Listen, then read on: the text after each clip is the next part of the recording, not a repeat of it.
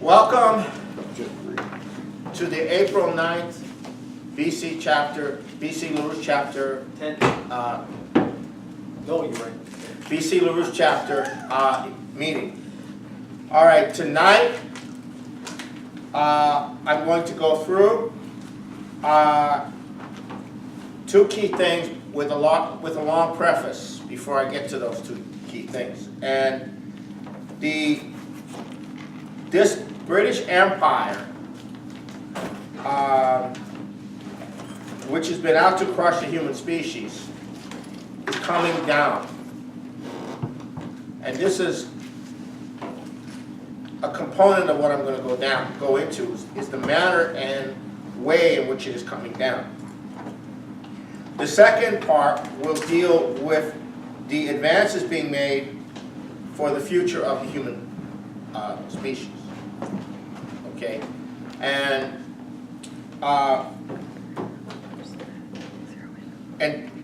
this situation is going to grow. We have a kernel of a new paradigm. We have a kernel of a new conception of man, which is not new. We have a kernel of a concept of a relations among nations, and this process is now starting to grow. However, I want to preface that part with some fundamentals, because this is the context in which this is going to be discussed. Now, the fundamental issue is China. China is the fundamental issue. What China has done and what China is doing is the fundamental issue. Everything that's going on in the Middle East, Ukraine, the proxy wars, the religious stuff, the terrorism, the climate change stuff, the carbon credit stuff, all of this is vectored to stop China. Since 1978, everything, including the expansion of NATO, including the confrontation with Russia, is not about Russia. It's about China. Since 1978, China has been embarked on a trajectory of a scientific renaissance, whether they fully know it or not.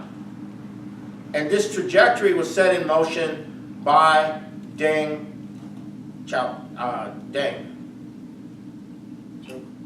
Yeah, by Deng. And now almost 40 years, you have essentially a takeoff beginning to occur. Now, this scientific renaissance comes out of a process that was begun in the early 1700s by a German by the name of Wilhelm Gottfried Leibniz. He's the one who started the whole concept of the Industrial Revolution and creating the technology and the science so that human beings could be freed from mere physical labor and have physical labor done by machines. This is Leibniz. This is where it began. And this was the issue for Hamilton. This was the issue for Benjamin Franklin. This was the issue for Lincoln. This was the issue for Einstein. This was the issue of how to free the human species from being merely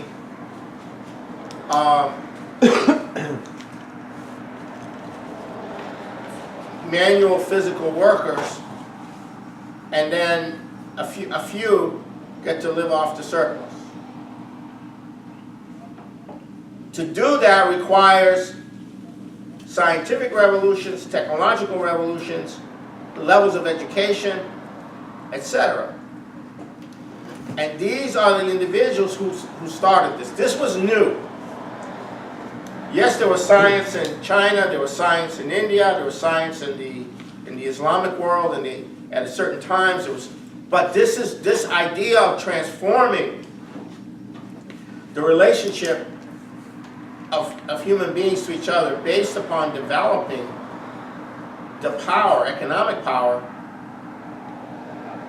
through the development of technology and machines is a departure, is a unique departure that comes out of the European Renaissance, but it doesn't really get going in any way until Leibniz. Now, since 1978, Deng Xiaoping committed China, above all else, to begin the mass education of individuals in the sciences, to give China the means to do leapfrogging, scientific, economic leapfrogging. And now they've reached a certain stage where they're in the process of making a significant leapfrog in science and technology, where they're going to surpass the highest level of science and technology that was developed in the United States and Europe. But they're doing it from a standpoint of a continuous process. In other words, once they achieve that objective, they're still going to continue doing it. And so their 5,000-year culture is now vectored into this directionality. And that directionality is inherent or coherent with Confucianism, and it's coherent with the 5,000 years of Chinese culture. Now, this is profound. And what it indicates is not a multipolar world as such, but a world based upon the development of the powers of human creativity. And that is what Leibniz developed in the idea of, that's in Benjamin Franklin's formulation in the Declaration of Independence: life, liberty, and the pursuit of happiness. And happiness means discoveries. Happiness means contributions to the future of humanity. So that's the revolution that's now starting to develop out of China. So China is the issue. But China is not the only thing. This is going to spread to all of Asia. It's going to spread ultimately to Africa. It's going to spread ultimately back into North and South America and into Europe. And the U.S. potential to be the leader of this coming out of World War II was destroyed by the Cold War and by the assassinations of key people and by the Vietnam War and the insane shift in the United States towards supporting colonial revival of neo-colonial systems rather than going ahead with the development that FDR had planned. Now, the three things that the Chinese are pushing very big. One is connectivity, which is the rail. The access to the underdeveloped parts of the world so that their products, their work, their labor can be part of, and they can be developed. And then the connectivity to the vast reaches of the world which have no connectivity, where all the resources are, like Siberia and northern Canada and Alaska and the Gobi Desert and vast areas in Asia which are undeveloped. And the second one is the space program, is that they have a commitment to continuous technology being generated out of the space program. And the third one is nuclear and then fusion. So they have the three things going in that direction. And then when they develop something, they want to export it to the whole world. Like right now, the Chinese are trying to export their most recent development, which is the technology for rapidly rapidly constructing efficiently and cheaply mass rail transportation all over the world as part of the connectivity. But then their new export is not going to be labor-intensive products that we normally associate with China, but capital-intensive railway construction, railways, and so forth. And now, with the BRICS, their close relationship with Russia, their potential developing relationship with India, their sovereign wealth fund, their massive investment all over the world. Xi Jinping just went to Czechia, the Czech Republic, and Costco is buying the port of Piraeus in Greece as the point of entry into Europe. Bulgaria is now coming in. The Chinese structure is you have the Chinese government, you have the sovereign wealth fund, you have the 5-year plan, you got the people and then they're looking at the world from the standpoint of intervening with investments everywhere. They're coming into American cities to set up factories for Americans to have jobs. They're doing this on a vast and mass scale. In Africa, they're doing the same thing. They're doing the same thing in Africa they're trying to do in the United States. Because to them, that's part of their 5-year plan of developing China. Part of their 5-year plan of developing China is they got to have a place to expand into to be able to increase their economy, but in so doing increase other people's economy. So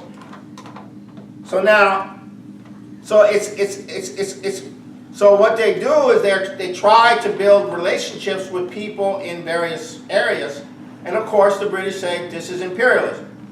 Naturally. Of course they're going to say it's imperialism. What else are they going to say? So now, but this is now going. This is now taking off. And there is no way to stop this. Especially with Russia doing what it's doing. There is no way to stop this. And that's the point of Obama being in the White House, because he is under the direct control of the British monarchy. And they have about 10 months of him being in the presidency. And they have to figure out a way to get him to launch a war on China, a nuclear war on China, to wipe China off the face of the earth. Or destroy China. Because if they don't destroy China, it's over. And it won't be the Chinese running the world either. The whole game is gone. And it would have been gone if the United States had gone in that direction earlier. And it would have been gone if certain things had happened after Lincoln. It didn't happen. And it would have been gone if Germany, back in the late 1800s and early 1900s, had been successful in what they were doing. And there had not been World War I and World War II. The empire would have been gone. But now it's China, not Germany, not the United States that is coming on. And the problem is Germany, the United States, and all of these countries have, despite what they have been put through, culturally, financially, all kinds of divisions and everything, all kinds of operations, what they have been put through, nonetheless, there is still resonant entities in those nations that would emerge in this context. So that's also a key factor. Now, the need to use Obama to launch a nuclear war against China at this time is the imperative driving reality of the British Empire at this point. And it's in that context that Vladimir Putin has outflanked the British. Instead of telegraphing that he is going to back the Chinese in this war, he's not telegraphing anything. He's staying away from it. While Putin is moving on a different flank to create a principle by which to resolve these conflicts. So he's pulling elements of the United States into an understanding with him about resolving these conflicts and calming down the nuclear war. And therefore, he's not making the mistake of signaling support for China at this time. Now, this leaves Obama and the British into a psychotic assault on China, but they don't have a way of dragging Russia into it to give them the basis to go. So Obama is trapped, or the British are trapped. Because if they push for war with China without the necessary preconditions, they're exposing themselves. So this is the very complex reality of the situation. So what's happening is that the empire is fracturing in this crisis. It's fracturing. It's running out of an ability to control the world. And it's reacting to having that problem in ways which are incredible, but also self-destructive. And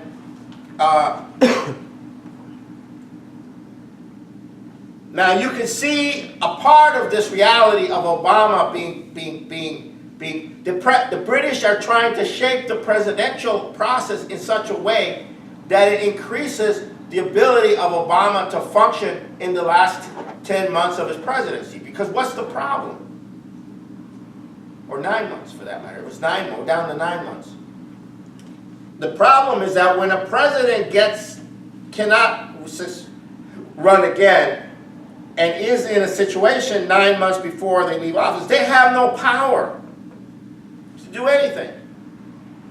Because everyone is saying, well, you don't have power to direct the nation anymore. You're going to be going out of office. We are now anticipating or working with or setting up arrangements or making agreements with those forces which are coming in, whoever they might be.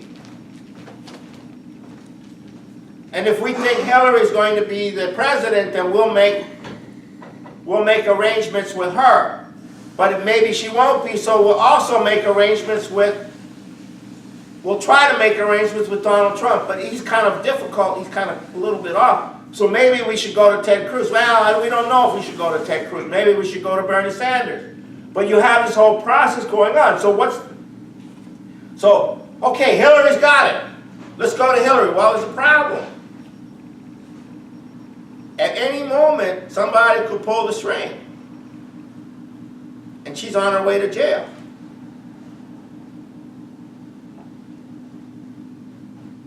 So is she somebody we can count on working with or going to or setting up whatever? No. So we're stuck with Obama. We don't have a president that in the making, or even 2 or 3 potential presidents in the making. We have a situation in which Obama remains in control. The people around Obama want to maintain control during this 9-month period because if they don't have the ability within this 9-month period to nuke China or go to war with China, it's all over for them. And the other thing is that they don't know how long they're going to be able to hold on to the financial system. So that's the other parameter. And let's say one of these people gets elected, and they go in. Well, they have to form a government. And a lot of forces come in, and it gets very weird. And they don't have, it's not consolidated. You can't just walk into the office after being elected in January 20th and say, okay, we're going to nuke China now. You can't do that. It doesn't work. You don't have a consolidation of power to do any of that. It took the British 4 years or more to consolidate their power around Obama, because Obama, they did not have a consolidated position with Obama in the early phase of Obama's administration. So this is a factor in why the elections are so strange, because nothing is solid. There's nothing solid there. There's nothing solid in Donald Trump. It's like, what is that, And so, now, in this context, I'm going to go through a number of dimensions of how the empire is disintegrating. I'll start with the foreign policy and strategic front. Okay, what Russia has done, what Putin has done, may in future years be considered a stroke of genius. What he did is he used the process of strengthening the Syrian government as a lever for entering into negotiations with the United States. In other words, instead of getting into a confrontation with the United States, he used the process to begin the process of a dialogue with the Secretary of State. And what this did is it gave those forces in the United States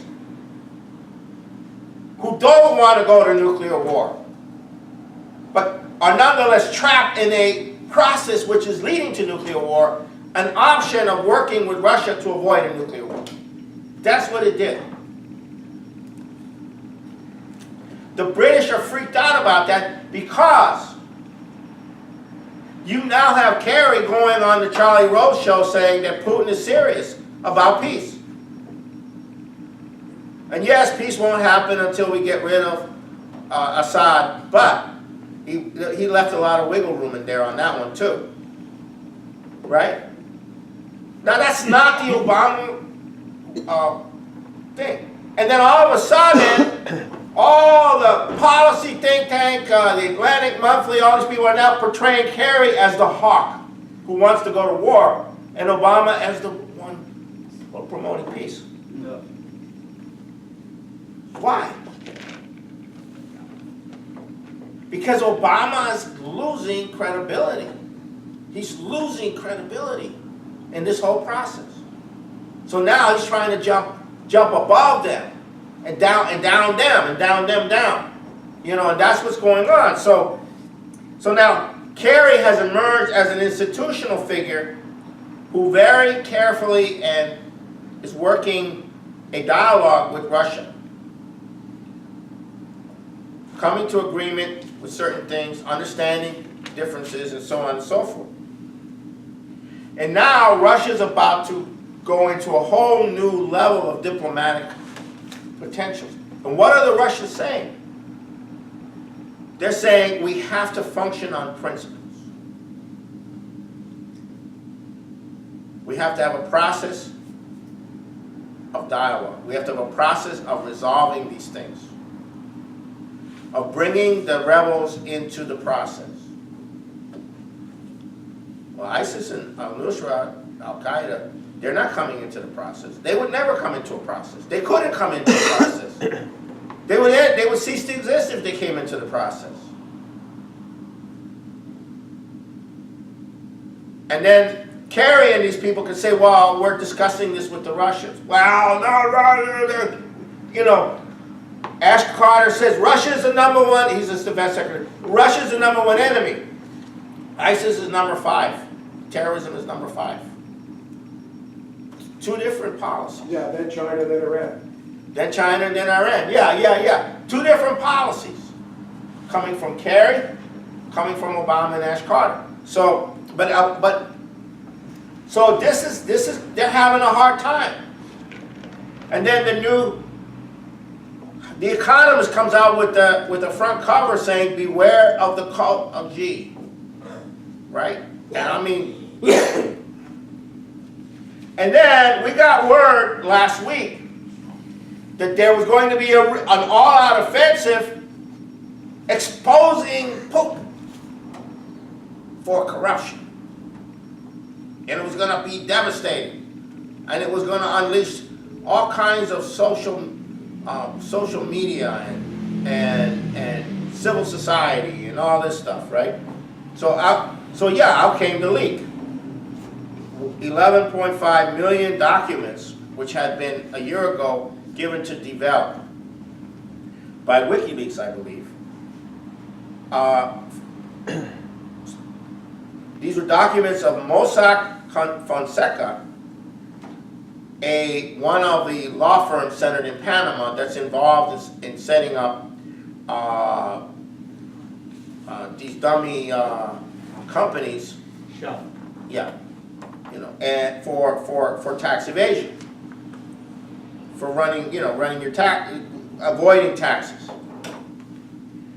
Now, here's where it gets very funny. Soros is paying for a large number of the 400 journalists who are doing the investigating for this, because that's going through these documents. Somebody's got to pay these people to research it, right? They don't do it for free, right? And USAID is also involved. Now, what's the model for this? The model for this is what happened in Italy. I think it was like 15 years ago or something. I don't know the exact date, but it was called the Clean Hands. Now, Italy's politics in the post-war period was governed by a system of amici, meaning friends. You know, it's amici. You know, like Berlusconi. You're my friend. I'm your friend. You know, amici. Okay, so that's the system, right? And so, on a yacht off the coast of Italy, owned by the monarchy, Britannia yacht, the various people sat down and worked out this plan where they went after the entire political structure of Italy. All the major parties got wiped out, everything got wiped out, and why? Because I'm going to tell you something, Italians. If you tell an Italian there are no conspiracies, they'll think you're crazy. So Italians know how things work. You know, so there was a lot of opposition to the British in Italy, to the British policies in Italy. They are still regretting they got rid of Jesus. They are still regretting they got rid of Jesus. Jesus. Yeah. So anyhow. Italian? Oh, Roman. Yeah. So that's the model. And Transparency International and all of these, you know, built up by Tony Blair, you know, we got to have good governance, we got to have, you know, non-corruption. Oh, we're going to target all the African leaders, we're going to target all the Latin American leaders we don't like, right? And we're going to target everybody in Asia we don't like under corruption scandals. And that's what they're doing with Dilma Rousseff, that's what they're doing with Zuma, that's what they're trying to do now with Kirchner because she's not going along, even though she's not the president anymore. She's an opposition force and they want to put her in prison, so they get her out of the way. So So, okay, so what is this? This is how you destabilize corrupt or whatever non-corrupt political formations that might work with China, or that might start to have other ideas, right? Other ideas. So they're unleashing this thing.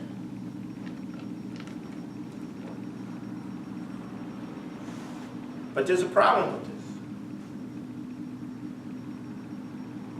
Everybody has their money in these things. Everybody is escaping taxes.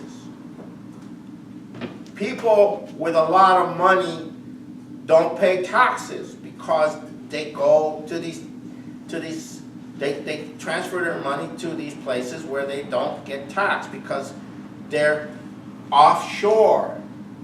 They're offshore. They're hidden. But yet you can take your money offshore, but you can use it onshore when you want. But you can't, now. This is the funny part. It so happens that the tax haven system is the core of the British Empire. It always has been. I know, it always has been. It's the core of the British Empire. So they're trying to expose all these people who are somehow using the core of the British Empire to make personal profit. But it's selective. It's selective, but it doesn't matter because they're exposing the empire itself for how it works. And so it's now a problem.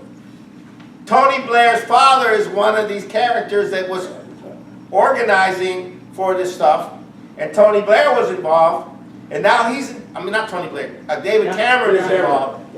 David Cameron is involved. He's in deep trouble. Yeah. The guy who was the president of Argentina, a puppet of the British, he's totally involved in this stuff, and he's in trouble. The people are going after Dilma Rousseff are totally involved in this stuff, and they're in trouble. All backs down. The whole thing is, my God. Poroshenko's in trouble. All the corrupt people of the planet have their money in these things. Everybody has it. So now what do? Okay. Now, there are two articles out there that I looked at that actually went into some detail on the situation. One was an article in RT by Don G. Glazebrook. Britain is the heart and soul of tax evasion. The second one is an interview with Mark Dunn, who did a documentary called UK Gold, and that appeared in Telesur. Okay, now, just to give you a sense of this, okay?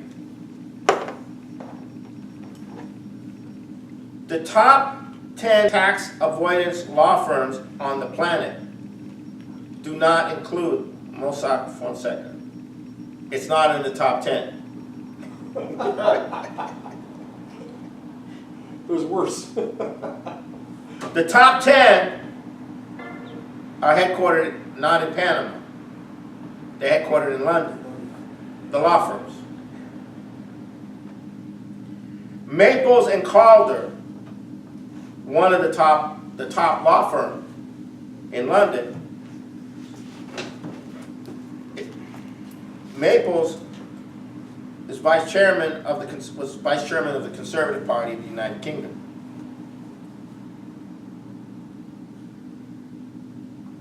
British tax avoidance policies have effectively replaced the colonial plundering of resources of Latin America, Asia, Africa, and were implemented following the decline of the British Empire in order to meet the challenges of rising Western powers of Germany and the US. And this is from Dunn. He argues, for every pound that Africa receives in aid, British pound, it loses £3 in tax avoidance through British-based tax havens. Okay? This is the conscious creation of the criminal state, and it started in the 1960s. This is when they started setting all this up. And we documented a lot of this in the book in 1978 called Dope Incorporated. And when we put out Dope Incorporated, that's when the British decided they were going to go after us. We were not that serious a problem until then. Now, in the Mossack Fonseca, the most prominent bank soliciting for their clients the activity of setting these things up was Hong Kong Shanghai Bank. Another prominent one was Coots, the bank of the royal family. Another prominent bank was Rothschild. Another prominent bank was UBS. UBS is a Swiss bank, right? Huh? It's a Swiss. Yeah, HSBC, Hong Kong Shanghai Bank. Now, it's estimated that the British get something on the order of $1 trillion worth of net investment from their offshore system. Something like that, $1.2 trillion. It's massive. And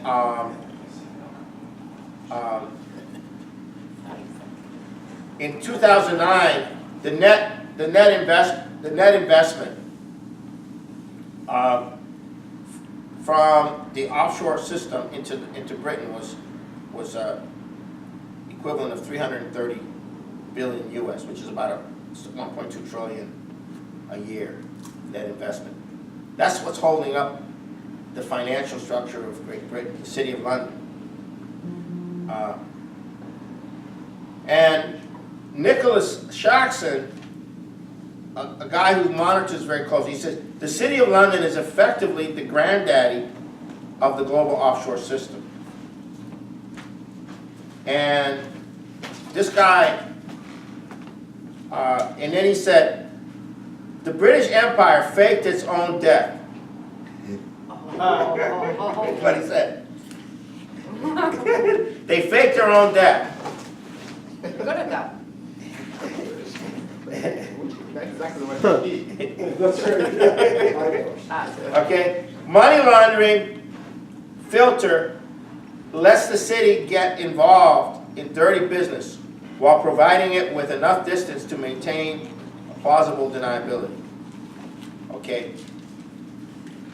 In 2008, Global Financial Integrity estimated that flows of illicit money out of developing countries into tax havens were running at about 1.2 trillion a year, which is 10 times the value of all the aid to all these developing countries. Yeah. Yeah, the profit, economic Okay. slavery. Yeah. So here's where it gets interesting. Okay. So Cameron's in deep trouble. Some people has asked him to resign. The former mayor of London, Livingston, said he should go to prison. But what does Jeremy Corbyn say? The head of the Labour Party. We need to have an investigation. And we need to end the, Offshore. we need to put them under British law, all of them. All these little islands, the Virgin Islands, and all these little islands, as I said. And then what this guy says is, Paul, can I just Okay. interject? Just so it's clear, I just want to say this difference between British law and City of London law. Because when we say the British, right, but no, it's also these islands that have a governor, and they're not, they're outside the law. These are, all these little islands where they, Gibraltar and all these British islands are the center of this whole thing. And, right,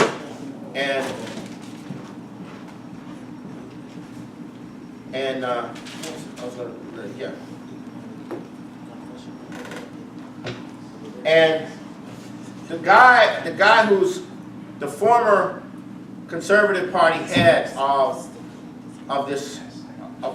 of this sort of thing, said if you tried to do that, it would be the equivalent of the nuclear meltdown of the system, basically. So now this whole thing is exposed. How does it work? Well, you could, you don't have to be taxed. But what about the taxes? Well, that's what countries have to do to develop. That's what countries have to do to provide services. That's what countries have to do to provide all of that. Russia wasn't taxing these people until Putin came in. And so, how many Americans are avoiding taxes? How many Canadians are avoiding taxes? So all of this is now coming up. And what's the system? This is the system. But only because of the desperation would they risk using the corruption that they have created to go after those who might have second thoughts about working with China. And so this is getting very interesting. And Putin, his name isn't anywhere in there. He doesn't have any money in any of this. And they allege his best friend does. And Putin said, Russia is, I wish there were more people like my best friend, who is a brilliant cellist. He's a leader of classical culture in Russia. And he does get involved in business, but all the money he makes, he goes to actually supporting restoring instruments and bringing in valuable instruments to Russia and promoting culture. Actual philanthropy. Yes, total philanthropy for culture. And he's saying, I wish Russia had more people like my best friend. So this is this is actually now if you get a sense of what this means, this is the shaking of the empire. This is their fundamental core basis of their existence. This is where Glass-Steagall and all that stuff will wipe these people out. All you got to do, you want to wipe out the power of the rich, you just tell them you got to show where your money came from. This is with the whole drug traffic, all the money laundering of the drug traffic is all connected to this. It's all connected. The whole system is controlled offshore. I've known this from the very beginning, from the 70s. I was telling people that that's what they were doing in the 70s. HSBC paid about $5-6 billion in fines just a couple of years ago. Yeah, It's yeah, nothing. yeah. It's nothing. And that's nothing. Oh, wait, the Compared- surprise, the biggest. Compared to what they're making. So this is also where the money for the terrorism comes from. No more. So this is where the Saudis are very big in this. And we haven't heard their role yet in all of this. So it's very much now. Allah is in trouble. So now you come to a certain situation that is emerging. So now you come to a certain situation in the U.S. There's a 42-year-old Hindu who ran for governor in California against Jerry Brown. He was number 2, and he ran, he lost. And he was, prior to that, working in the Treasury, he was involved in the whole TARP business, the bailout operation under Bush and under Paulson, and then later under Obama. His name is Neil Kashkari. He's an American born in the United States, but his family is from Kashmir. And he happens at this time, at 42, to be the head of the Minneapolis Federal Reserve District. And How many districts and states? I think there's 12. Okay. And since February 16th, he's been calling for the breakup of the banks. They're too big to fail. Breaking them up. And he said the Federal Reserve can do it under the existing powers that it has. Oh, this is different than the former Dallas head of the Federal Reserve. What's his name? I forgot his name. Anyhow, it's not important. And he's been calling for Glass-Steagall. Huh? Wasn't Thomas Honig? Yes, It was, yeah. Thomas Honig, yeah. Or Kansas City. He might be the Kansas City guy. Yeah, Kansas City. Anyhow, but this is very significant because there's an emergency meeting now going to take place of the Federal Reserve. Who's the head of the Federal Reserve now? Janet Yellen. It is Yellen, okay. Okay, and then there's this Washington Post article attacking Glass-Steagall, saying that the reason people want to bring it back is because they have a nostalgia for the manufacturing and productive part of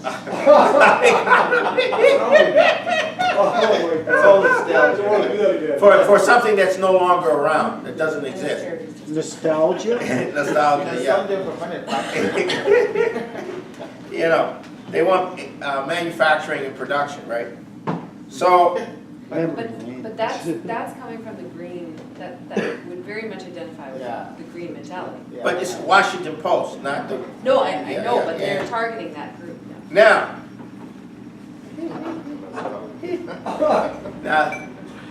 Now, Elizabeth Warren has come out saying the bankers need to go to jail. They do. That's the first time I've heard her say that. Now, Bernie Sanders is being massively impacted by the anti-Wall Street crowd. And Bernie Sanders' campaign is obviously embracing that. And on April 19th, I believe. Did you mean the Occupy Wall Street crowd? Huh?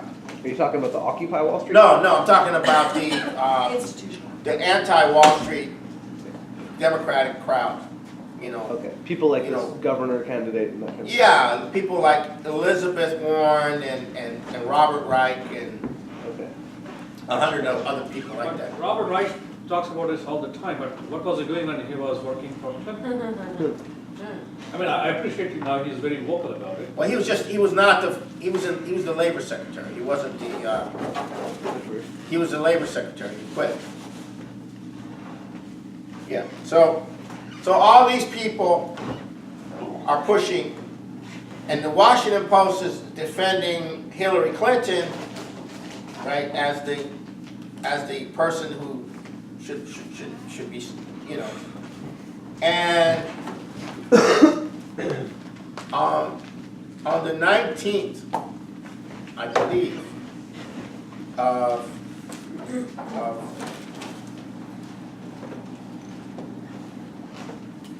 I think that's the 19th is a Tuesday. Yeah, Tuesday. Yeah, Tuesday the 19th is the New York primary. And there's a debate between Hillary and Bernie prior to the New York primary on the 14th. And LaRouche is saying it should be interesting because the whole financial issue is now starting to implode inside the Democratic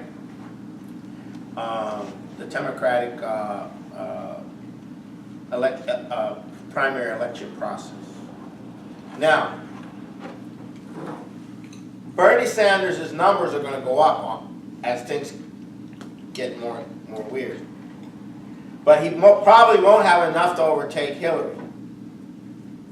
And so what you're going to end up with, most likely, at the end of the summer, as things get much more dire, a very contentious, open brawl, knuckles convention, where there's a lot of fights going to occur in the convention floor, and it's going to get very interested. And it could lead to a situation where Obama's people will strong-arm everybody to give Hillary the nomination, and Bernie Sanders will announce as an independent.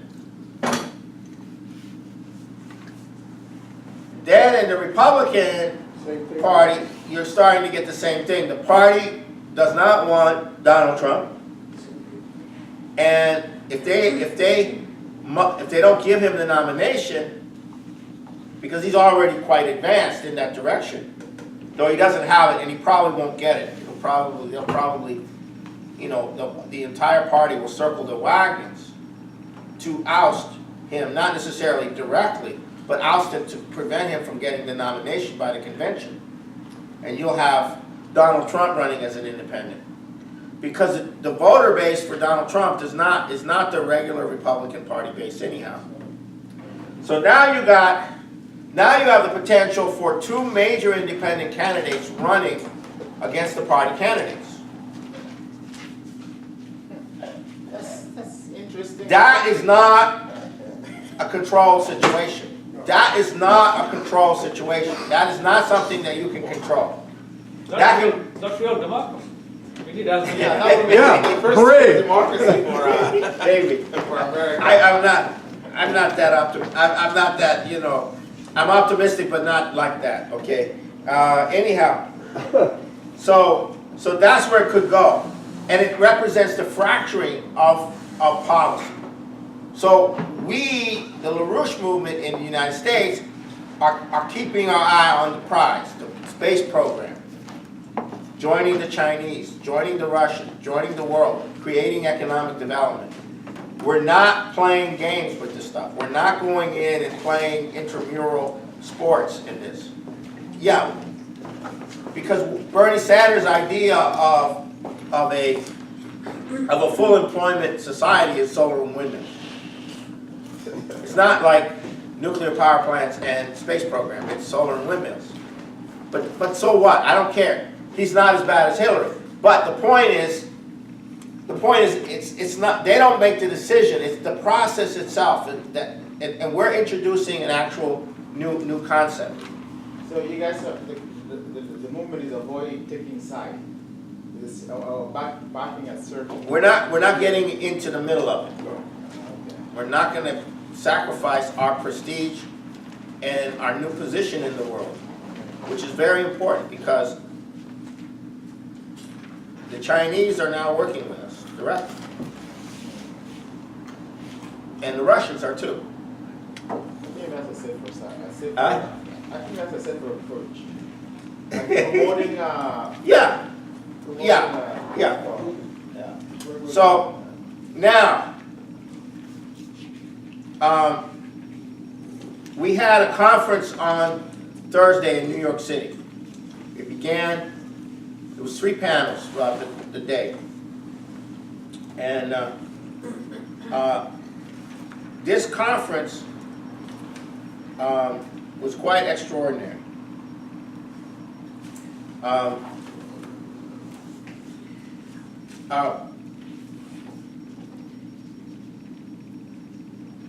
The first panel in the morning had Helga, Ramsey Clark,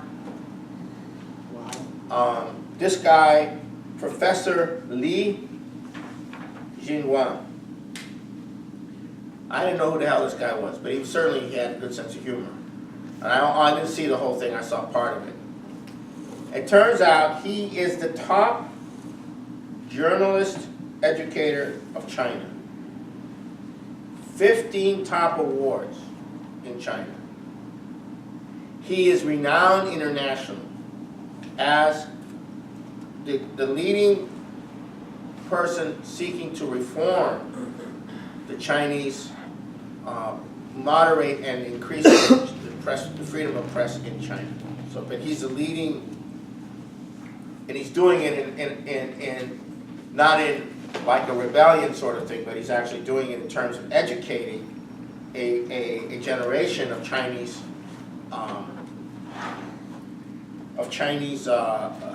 journalists. And he shows these slides of him taking his students into Uzbekistan and into all these places along the Silk Road. And he's also played a major role in reviving the Buddhist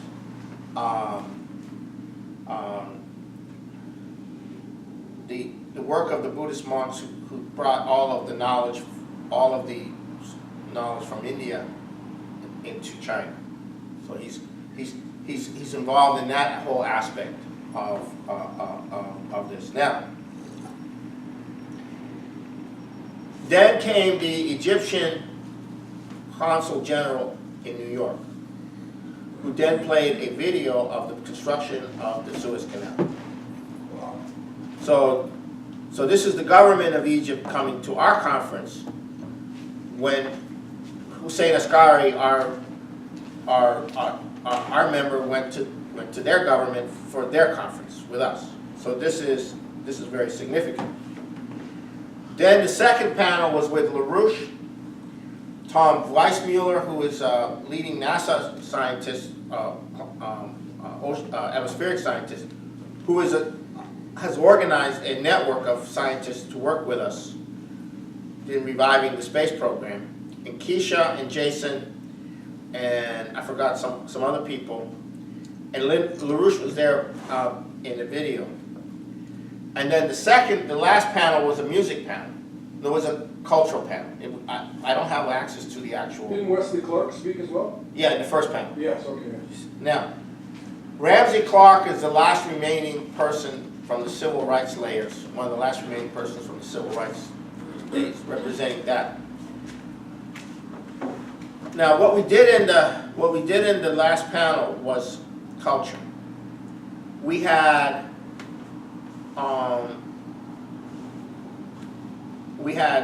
a presentation by a Chinese person on poetry, painting, and calligraphy, beginning to give you a sense of classical Chinese culture, classical Chinese art. And then we had readings of Tagore and Indian classical culture. And then we had European classical culture. And we presented these three. And to create a unity,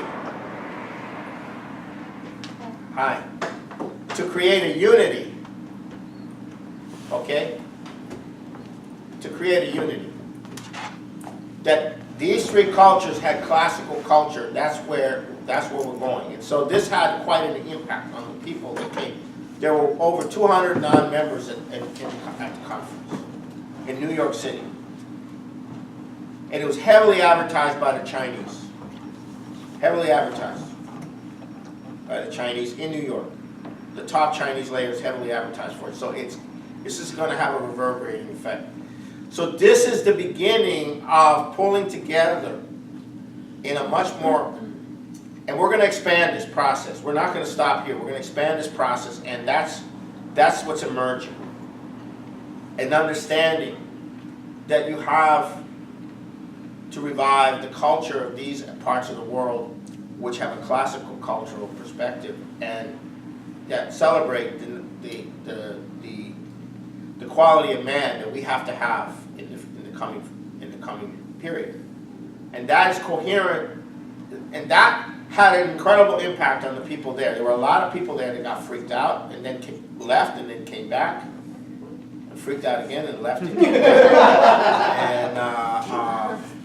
And so this is the kind of process that we're trying to do. So we'll have some of that replicated at a seminar here in May 15th. So I'm going to end it there and open it up. Well, it indicates it's not a multipolar world as such, but a world based upon the development of the powers of human creativity.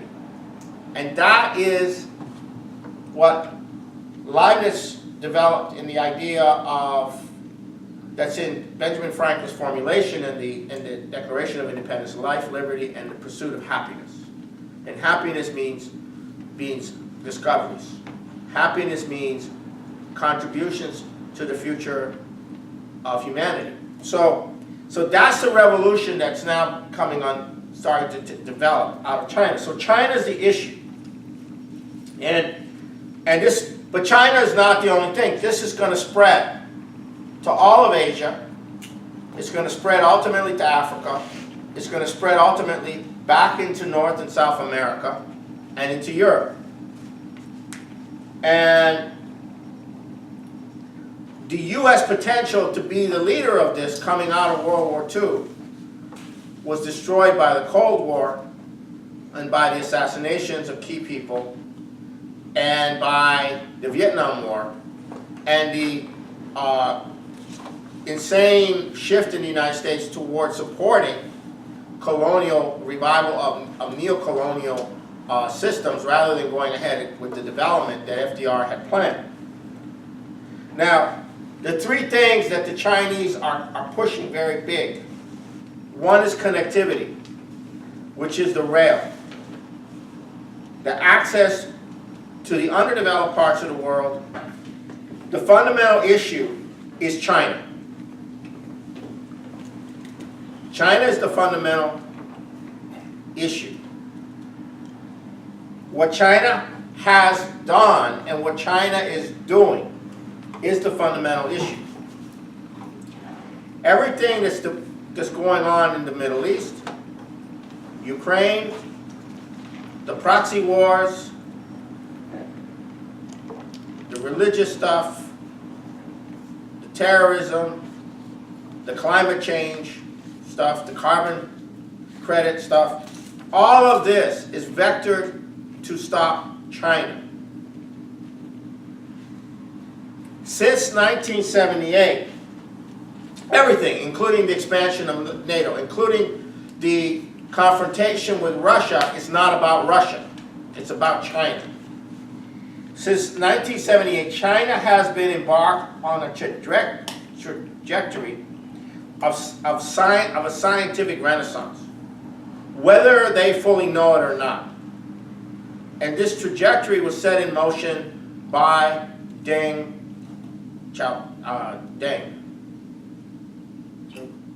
Yeah, by Deng. And now, almost 40 years, you have essentially a takeoff beginning to occur. Now, this scientific renaissance comes out of a process through the development of technology and machines is a unique departure that comes out of the European Renaissance, but it doesn't really get going in any way until Leibniz. Now, since 1978, Deng Xiaoping committed China, above all else, to begin the mass education of individuals in the sciences, to give China the means to do leapfrogging, scientific, economic leapfrogging. And now they've reached a certain stage where they're in the process of making a significant leapfrog in science and technology, where they're going to surpass the highest level of science and technology that was developed in the United States and Europe.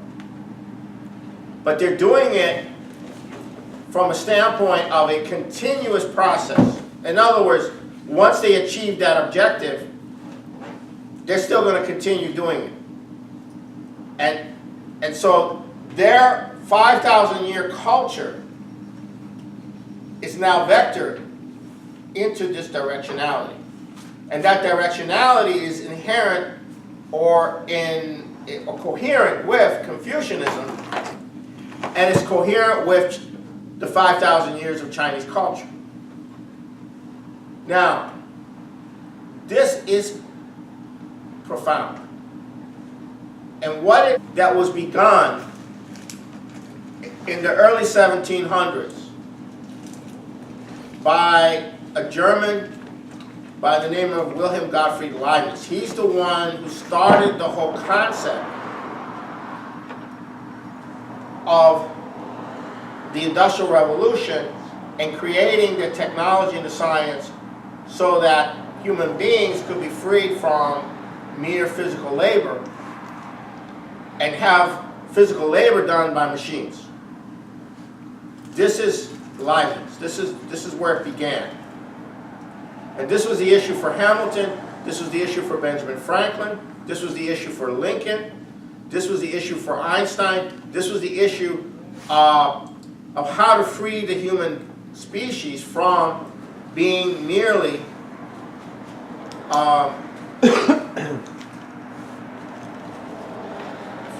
manual physical workers, and then a few get to live off the surplus. To do that requires scientific revolutions, technological revolutions, levels of education, etc. And these are the individuals who started this. This was new. Yes, there was science in China, there was science in India, there was science in the Islamic world, and at certain times there was. But this idea of transforming the relationship of human beings to each other based upon developing the power, economic power. Welcome to the April 9th BC LaRouche chapter 10. No, you're right. BC LaRouche chapter meeting. All right, tonight I'm going to go through two key things with a long preface before I get to those two key things. And this British Empire, which has been out to crush the human species, is coming down. And this is a component of what I'm going to go into is the manner and way in which it is coming down. The second part will deal with the advances being made for the future of the human species. Okay, and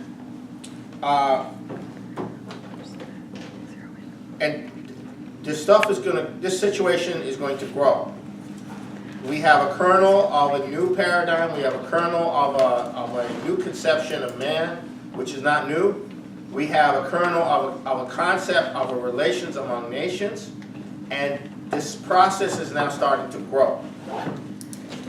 However, I want to preface that part with some fundamentals, because this is the context in which this is going to be discussed. Now,